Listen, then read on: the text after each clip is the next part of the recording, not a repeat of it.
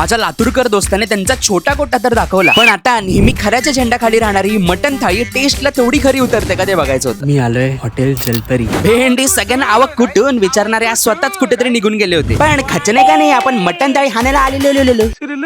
बाजरीची भाकरी, मस्त गरमागरम मटण, सगळं गेलं तेल लावत. गाया पहिल्या घासानंतर डायरेक्ट 400 चंपातर घासानंतरच पुढचं ओकू वाटलं. मापात तिखट आहे, जास्त तिखट नाहीये. मटण जेव्हा शिजलंय, वाव. यांचा कांदा सुद्धा फ्रेश लागतोय मला. यांची भाकरीची क्वालिटी पण बघा किती इझिली तुटते. आता समजलं का एवढ्या दुरून येतात आणि ते का म्हणतात.